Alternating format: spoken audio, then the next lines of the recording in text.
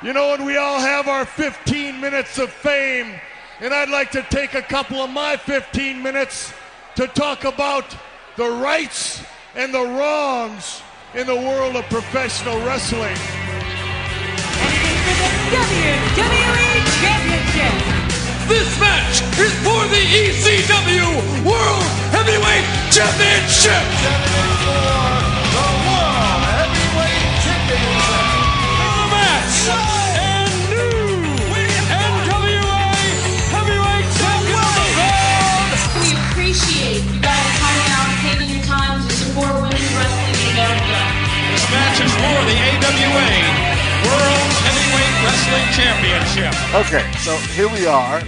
It is another podcast, Mr. Green, on the rights and wrongs of pro wrestling. And my guest this evening, the Starlet Killer, Crescendo Crusher, and the musical Murderess. That's a lot of nicknames there. Aria Cadenza joins me on the show. So, Ms. Cadenza, how are you? I'm good. Thank you for having me. Thank you for coming on. And it needs to be stated that you're quite the busy young lady. Life inside and outside of the ring. I guess we'll touch on a little bit of that. As I said to you offline, we're going to try to power through this because some of that life entails that you get yourself up at 4:30 in the morning, and that doesn't get you a lot of sleep. No, it does not. But that is the sacrifice that you make to pursue what you pursue and do the jobs that you're doing. I mean, how many things do you have going on here right now? I mean, if I were to compile the stuff that I heard from our various online conversations, I'm thinking school, job, wrestling. Is that basically the gist of it? Well, I have a full-time job as a teacher in a public school. I have 2 part-time jobs, and I'm a wrestler, and I'm getting my master's degree. My second master's. Okay, so the obvious question to that is, when on earth do you sleep? Very, very rarely. Well, like I said, that's why I have to be in bed by 9:30, because Monday through Friday I'm up at 4:30 because I leave at 5:30. I have an hour and a half commute to the Bronx every day where I'm a teacher. On the weekends and on Thursday afternoons, I have a second job where I teach music lessons to kids at School of Rock. And then on Sundays, I sing in the church choir, which is my other job. And then in the evenings on the weekends, that's when I wrestle. And then if I have time left over, I actually do my homework, and I'm pursuing my second master's degree. Now, you can't be telling people that you sing in the church choir. You're going to ruin your image. No, I mean, I'm a musical Murderess. I sing. That's my thing. Yeah, but you can't murder inside a church. Well, like I said, they pay me, though. I go there because they give me money. Okay, all right. Well, that's a job. good way to look at it. I got you. I'm trying to protect it a little bit. I know kayfabe doesn't really fly these days, but I'm trying to protect it just a little bit. Hey, well, I'm still, the person in the choir with the red hair, the lip piercings, and covered in tattoos. So, pretty sweet. That would mean that the church is pretty good people. Then they didn't judge you by that. They just want your voice. Yeah, and also the music director is my friend from college, and I've known him for a long time. Oh, okay. Well, just shatter that. He would kill to have talent like me in his choir. So. And here comes Aria Cadenza in full bloom right now. We can hear it starting to come out. It would kill to have talent like me. I mean, Aria Cadenza, it's pretty much who I am in real life. So. Okay, so now let's go to the long and short of it. You are a talented person in the field of music, so why would you choose the crazy, outlandish world of pro wrestling when you could clearly just be doing something such as this and honing your musical craft? Why would you do this? Well, honestly, when I was little, like really little, I used to watch wrestling all the time, and I remember telling like my mom and my friends, I'm going to be a diva one day, and they were like, sure you are. Nobody ever believed me. And then I got older. When you were in high school, it wasn't cool to watch wrestling, so we didn't tell anybody about that. And then when I was about, how old am I, 28? So 25-ish, I was dating my current fiance, and I had just gotten surgery, so as a thank you gift, I took him to like a local indie wrestling show because he's such a huge wrestling fan. And literally during that show, I was sitting there with him, and I just said, "I'm gonna do this." He looked at me like I was nuts. He was like, "Oh, okay." I'm like, "No, like I want to do this." He was like, "Okay, well, if you want to do it, I support you." So I spoke to the people at the school, and I signed up within a week to start training. It was just that quick, just that fast, huh? Yeah, I just said, I want to do this. Okay. So did you get what you were anticipating out of it, or did the realities of wrestling kind of like, oh man, this stuff actually hurts? Yeah. No, I mean, I knew it would hurt. Everyone's like, "Oh, wrestling's fake." I'm like, "Oh, please explain to me how you fake gravity." You can't. So I knew that I was going to hurt going into it, and I remember telling the people, like, when I was like signing up, "Oh, I think this will be a really fun way, to get into better shape and have fun doing it. And I love being the center of attention, and I'm such an attention whore." Blah blah blah blah. And they were like, "There are other ways you could do that'll hurt less." I'm like, "Yeah, but whatever. It's fun. I want to try it." Well, see, now your mentality about wrestling, and I guess let's just call it the non-wrestling fans' view of it are entirely different. As I'm pretty sure you already know, that you always got some person that, even though you made a very clear statement, how do you fake gravity? Somebody out there's like, oh man, come on, that stuff. You've heard it. I'm sure you've heard it. You had to. Every wrestling fan, every person that's participated in it has heard that statement. That you can't fake gravity? No, that y'all, you don't get hurt. Oh yeah. I could show them that the MRI of the completely detached ACL in my left knee and the completely detached UCL in my right elbow. Like, oh yeah, you don't get hurt. I just don't have ligaments in my body parts anymore. It's fine. And No yet big deal. you still press on.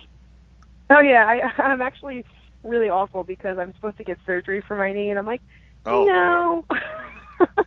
I'll just wear my knee brace. I'll be fine. well, okay, we're gonna skip past that.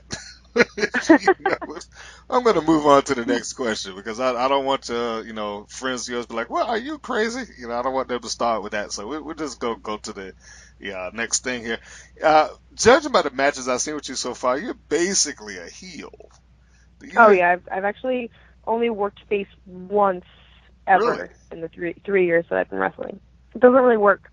One time. That's it. One time it was a Dojo Wars match against Trooper Autobahn. If you go on YouTube, you can find it. It doesn't work. I don't play nice guy very well.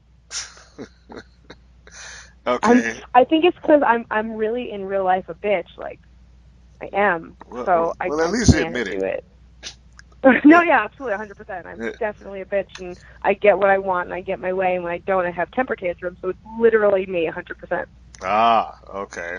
So are the tantrums? Well, I don't know if it qualifies as a tantrum, but I saw you was a rear chin lock on somebody, and then here you are just going into your singing voice in their ear. Uh, is that a new taunt that we're doing here, or is this? Yeah, it's my favorite taunt. So I obviously, as the musical Murderess, I feel that I need to incorporate music into my wrestling as much as I can. And what's more fun than singing extremely high notes directly into somebody's ear while you have them in a hold? What could be more fun than that? I'm going to say that nothing, considering that Yeah, you're the it's pretty musical much Murderess. the funnest thing ever, and they always hate it so much. Would you want me to sing like really, really high notes in your ear? You know how close I am, right? Yeah, I saw you. Yeah, I sung at Carnegie Hall, so I can fill that place up without a microphone. So, you want me to sing in your ear? No, thank as loud as I can? you. No, that probably would not work well for me. But I also understand that you sang your own entrance music. Is that correct? Yes, my entrance music actually is I don't know if you've ever seen the Fifth Element. Is that what it's called? Yeah, Fifth I Element. have the Fifth Element, Bruce Yeah, Willis, yeah, my Chris entrance Tucker. music is actually a metal version of the Alien Diva Dance, where I sing the vocals and all the instruments are performed by Rick Jimenez from This Is Hell, which is like a big hardcore band on Long Island. All right. So how did that particular song of all songs? I mean, did it just speak to you, or was it just I'm going to give this a try? It was actually a suggestion. I was like looking into entrance music. I knew I wanted something operatic, but I also wanted something like death metal. I'm like, I don't know what to choose. And then Demetrius Papadon, I'm sure you've heard of him, he said, you should come out to that song in The Fifth Element. So I thought about it, and I'm like, oh, that would be cool. But I was like, but I want to do it myself. I'm like, I want to record it, and I want to make it a heavy metal version. This way it sounds like super demonic and operatic at the same time. Wow. Okay, that's an interesting blend. It's super demonic and operatic at the same time. So for those that are looking for some point of reference to what she's talking about, again, Fifth Element, Bruce Willis. I might be butchering the lady's name, Mila Jovovich, the chick from the Resident Evil franchise. You can see that. I think that was '97 when that came out. So knock yourself out. Go look it up. And the blue lady. The blue lady in the movie. That's the one that she's singing the operatic entrance music based off of. It's really fun. I actually recorded that entrance music on a laptop in a kitchen. That you just made your little makeshift studio that night, huh? Well, my friend, like I said, my friend Rick, who did all the instruments and stuff. That's pretty much how he records everything. He just records it on a laptop. So he had me come to his house, and I sung in the kitchen. If anybody's interested, you can download the song on Bandcamp.com, and it only costs whatever you want to pay for it. Really? You didn't have a set rate for the Okay, look. Anybody that's going to download that, at least give a 99-cent down. Don't just toss in a penny. At least do the dollar. I think there's a minimum of $1. Like I think that's just what the website does. But they're not going to charge you anything outrageous, and it's whatever you want. Basically, it will go to buying myself new gear or new boots or whatever, getting to my venues, stuff like that. Pretty much like donations for poor wrestlers. Well, that's cool. Because everybody needs a little help. So if you want to support the cause, even though she might yell at you while you're at the building or something or whatnot, outside of that, she could be somewhat nice, I imagine, even though she's... I'll be nicer to you if you're wearing one of my T-shirts and listening to my entrance music. Okay, so let's pitch the T-shirt now. Where can they get that? AriaCadenza.com has all my merch. I've got T-shirts, I have bracelets, I have 8x10s, got lots of fun stuff. And she has a very photogenic 8x10s, by the way. So if you're interested, now these autographed. Before I start pitching for you, are you putting your autograph on this? Of course. Okay. I'm not that mean. well, I'm glad that you at least do that. As mean as you may claim to be, there is one particular thing that I found of great interest on you. Some of your body art in particular. I believe. It would be on your left arm? If you're talking about my Disney princesses, that's my right arm. Oh, sorry. Okay, your right arm. Okay. That's right. So your Disney princesses. Now, the musical Murderess, that doesn't seem necessarily like it would vibe with the Disney princesses. And you got a slew of them. Like you got a collection of them right there on your arm.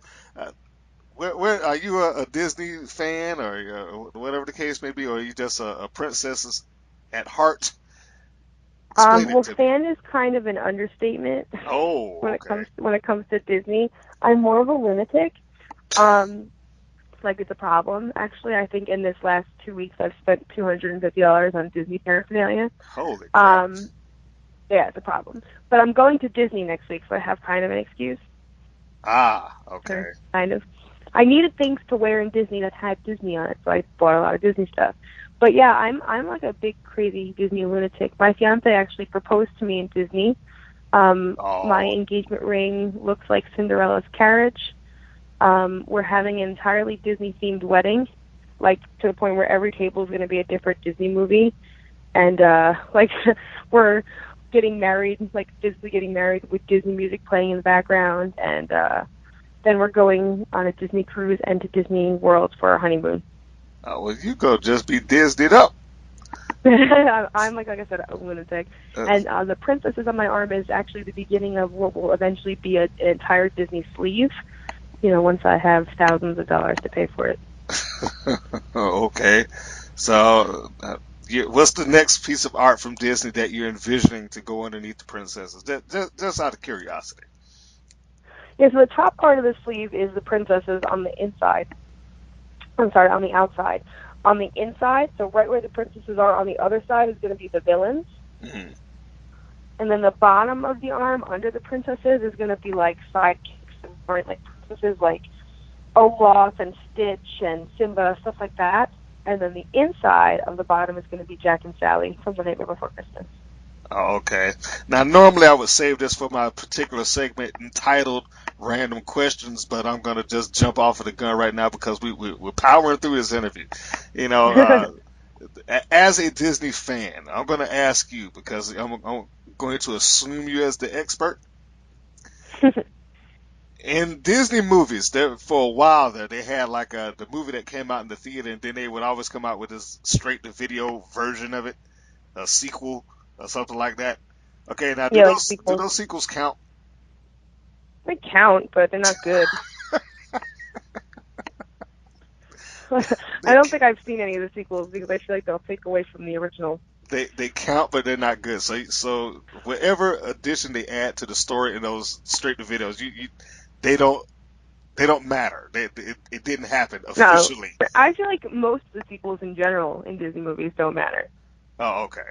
Like the originals is all that you care about. Like no one cares about as a glitch. Matter. Lilo and Stitch. The end. That's all that matters. Oh, okay. Now Like wait a the minute. Now Lion if King. they have The end. Lilo and Stitch 2 and it comes out in the theater, doesn't that count? What was that? If they have Lilo and Stitch 2 and it came out in the theater, obviously hypothetically speaking, wouldn't that count? Doesn't matter.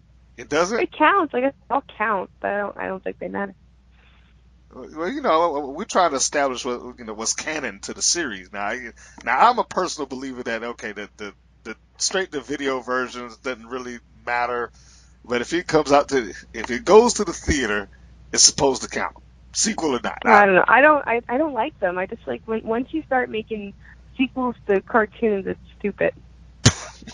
Okay. You told the whole story in the first movie. We don't need another one. All right, so we know that we've established that there is a limit to your Disney fandom. So Pocahontas 2 not on the gift list for Aria Cadenza.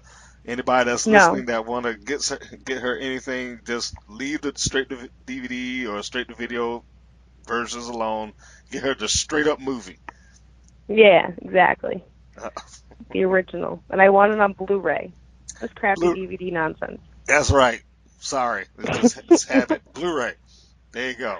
Although I don't really understand the difference in Blu-ray animation anyway. All right, so No, Blu-ray animation looks so much better. Are you crazy? well, some days I am, but today I think I'm pretty sane. You had a picture that captioned yourself as at a music video shoot. What As a video? what? Being at a music video shoot. Oh yes. Mm-hmm. Are you officially a video vixen? Yes. I mean, I'm the star of a music video by Oh. Ron Pope. So it's pretty cool. Okay, well, if you're the star of it, I don't know if that would qualify as a video vixen. Video vixens is kind of like dance around and background fodder. You're past that then. Yeah, I mean the whole premise of the music. Well, the song. I can't remember the name of the damn song. But it's by Ron Pope. Bad Intentions. Yeah, Bad Intentions. That's the name of the song. The whole premise of the music video is that I'm like a big tough wrestler girl, and he's like a wrestler, and I just beat the hell out of him. Mm. So the video actually has a lot of cool shots of me beating him up, and there's a really cool slow motion shot of my finisher. Is this available now for people to see? No, it's on YouTube. You can look it up. Oh, okay, all right. So name of the video again, so people can check it out. I believe it's called Bad Intentions by Ron Pope. Bad Intentions by Ron Pope, starring Aria Cadenza. So Yeah, they can pretty see cool. you in full bloom beating up somebody in the music video. So that's cool. Yep. And it And like I said, ties there's into a really wrestling. cool slow motion of my cadenza bomb at the end. Ah, yes. The cadenza bomb. Just a nice, easy way to hurt people. Yeah, so it's fun. Well, you being who you are, I would imagine that it would be fun. If you were going to take this cadenza bomb on tour, which I'm sure that you would like to do, well, first off, you're pretty busy. So let's establish this. Are you even available for other promotions to acquire your services? I am, as long as it's like a weekend thing. Like, I'm not really in a position right now where if I was offered a tour in like Japan or something, that I could take it. Like, I finally got my dream job as a teacher, and I'm not gonna get rid of that for anything. Okay, not going to jeopardize that. Okay, so now No. you got your dream jobs as a teacher, but you also doing kind of this wonderful thing on the weekends doing wrestling. So are you good doing the weekend wrestling and perhaps like when summer break comes around, like okay, now I can wrestle a lot more places because I got 3 months to play with. Is that Absolutely, yeah. generally the idea? Okay, so now for those promoters out there that's looking to grab you on the weekends or when summer rolls through or spring break or whatever the case may be, how can they catch you? Well, you can catch me a bunch of ways. I mean, there's my email, which is aria.cadenza@yahoo.com. You can go and find me on Facebook. You can find me on Twitter @acadenza. And then my website, ariacadenza.com, also has a button you can click for booking information. All right, that sounds good. Now I was gonna say every great wrestler has a great finish, which apparently yours is the cadenza bomb. For those that don't know and haven't had the privilege of looking you up on YouTube as of yet, and I'm going to suggest that they do. Why don't you describe the punishment that you have delivered onto your opponents via the cadenza bomb? The cadenza bomb is essentially a Vader bomb. So it's like in the corner. You go to the second rope. I jump out, so I'm vertical, and then I land on them in a splash. And just smash them out to oblivion. And you say that's fun to do. Oh, it is fun. I enjoy it very much. You, I'm starting to question your idea of fun, but I don't want to push that because I don't want you to start the musical murderous thing on me. Um, it is time. That's a nice segue since you brought in Vader. Anyway, it's time to go into random questions because we got to get you into the oddball stuff that I like to ask. Mm-hmm. You being a musical murderess, you have the first ever musical edition of random questions. Okay. So are you ready? I'm ready. Favorite genre of music to listen to in your free time? It's hard. Favorite? It's probably a toss-up, and this is going to make me sound like a lunatic, between show tunes and metal. Uh-oh, see, yeah, we're ruining your image again. Unless you're going to change your gimmick, you might even come out singing some show tunes. That might be something. I love show tunes.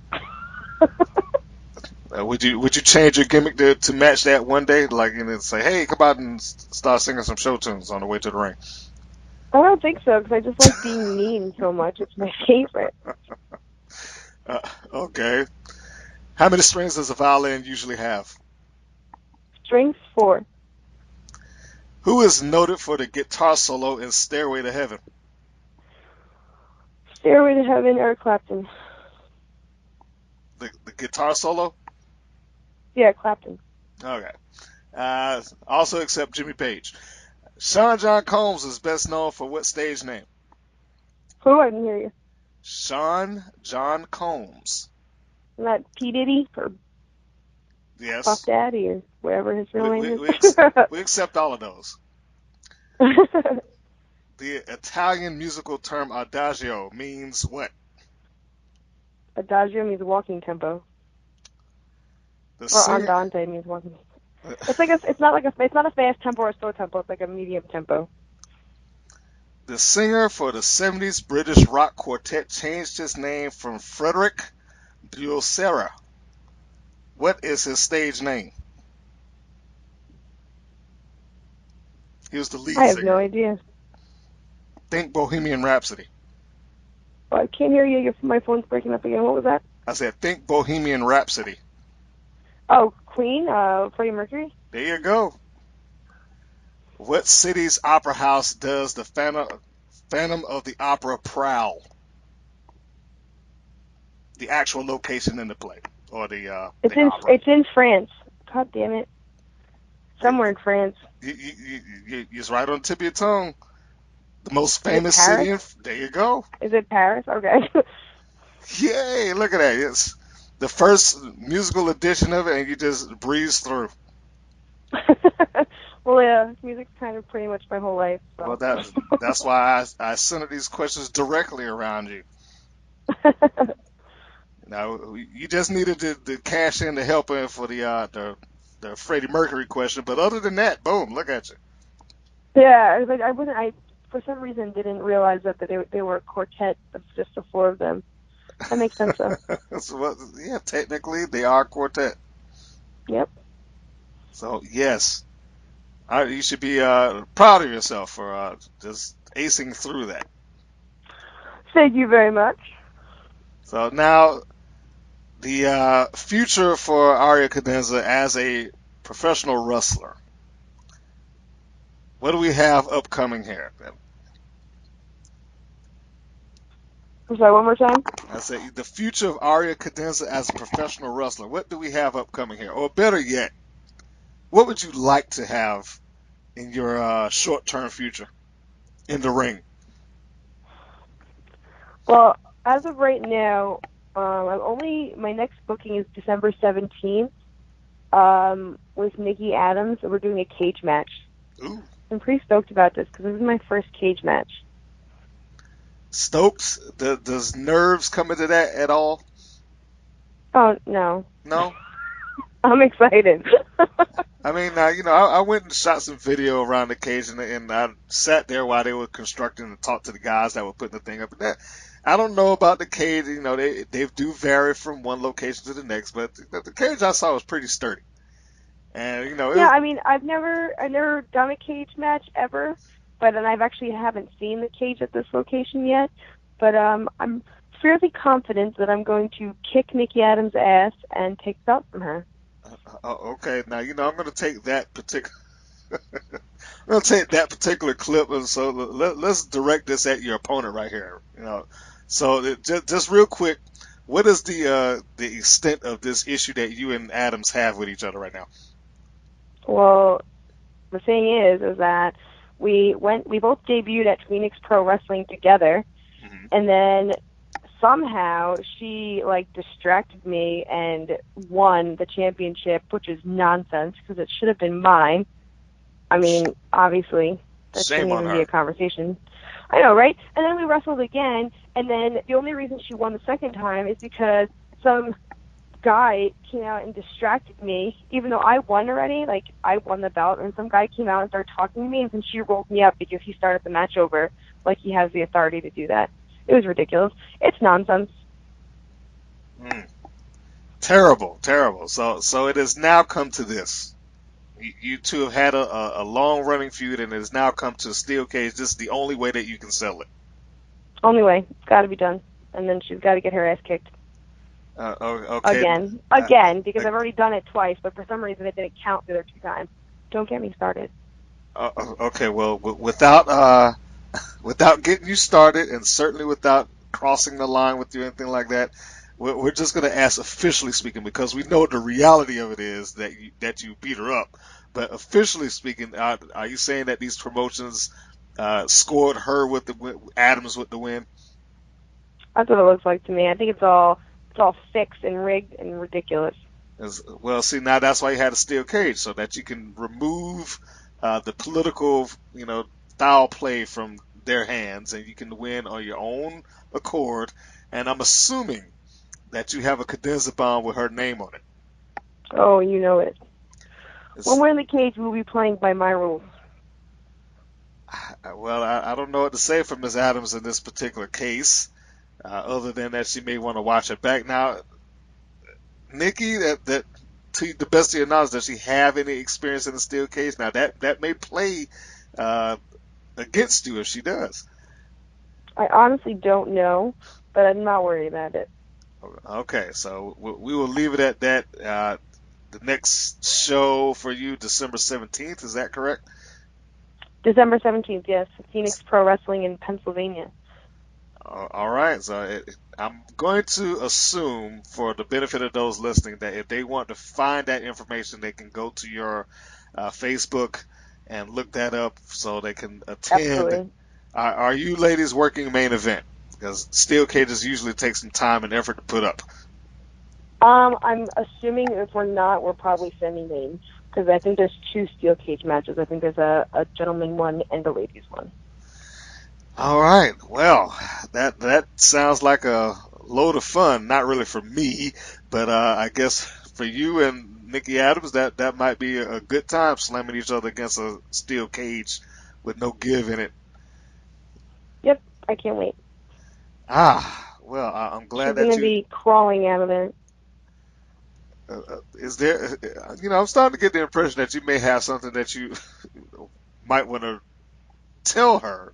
You already said a couple things. You're saying that she's going to crawl out of there that night. Yeah, she won't be able to walk when I'm done with her. Do you have a song that you're going to save for her benefit when the night is over? I don't know, man. It's not over until the fat lady sings, and I didn't sing yet. That just took my words right out of my. I'll just go with that. You said you haven't sung yet. Not yet. Well, on that note, we will leave it at that. Now, I guess the last thing would be, this is for a championship, correct? Yes. So that I assume that it's just going to make you work all the harder to either capture or recapture the gold and take out whatever aggression that you have on Nikki Adams in the process. Yeah, pretty much. And like I said, she's going to be crawling out of there, and I will be carrying the belt on the way out. Like the end. There is no more conversation about it. So, open message to Nikki Adams. I would consider that fair warning. So, anybody that's going to want to see that match, which we are going to assume, just for the benefit of this show, that is going to be a main event. That should be a nice thing to catch Miss Cadenza at, the musical Murderess, in all her glory. And although she will not be singing in lieu of the match being over, she will certainly be singing one way or the other, because that's what she does best, outside of beating people up, apparently. So, that being said, it has been a pleasure. I think we have covered a good deal of ground in a short amount of time and opened up some doors that some fans maybe not have known about you, particularly your Disney fascination. I will say, if you haven't been on the Disney cruise yet, it's a good time. So I hope next year. I So hope in November 5th. Is this your first one? Next year, November 5th will be my first one, yes. Okay, well, I will say I hope that you and your fiance enjoy it. Congratulations on the upcoming wedding. Thank you. And again, yes, I know that this kind of gets behind the whole persona of Aria Cadenza. We don't want to let that out too much, because we want people to think that you're mean and nasty. Oh, I am it. You could ask my fiance. He's terrified of me. Well, he can't be too terrified. No, he's pretty terrified. Like, I'm pretty sure I only have this ring because I told him I needed it and he was getting it. Well, so I like to look at it like, some guys just enjoy the thrill of the scare. It's kind of like going to a horror movie, Some people just like that jump, like, it scared me to death, but damn it, I love it. So, maybe you had that kind of thing going on for him. Probably. Something along those lines.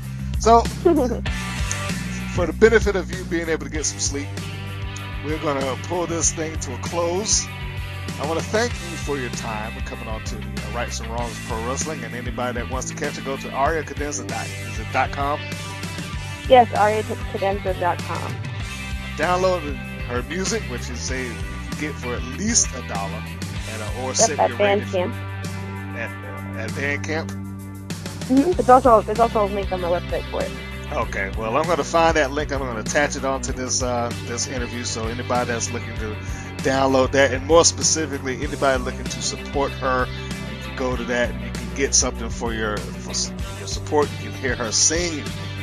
She has a magnificent There's also my voice. T-shirts and my bracelets and my 8x10s and all those fun things. All that good stuff. I need to get me a T-shirt, so yeah, I might have to do that too. Sounds good. So that works. So, folks, I know this was a quick one, but it's a good one. So for the WPN, the rights and wrongs of pro wrestling, this is Mr. Green and Aria Cadenza saying good night, everybody. Good night. Thank you for listening to the WPN's Rights and Wrongs of Pro Wrestling. If you have questions or comments, please contact us via our Facebook or our YouTube channel at the Women's Pro Wrestling Network. If you're new to the WPN, feel free to subscribe to our channel and like our page. We appreciate your support. Thank you again for listening.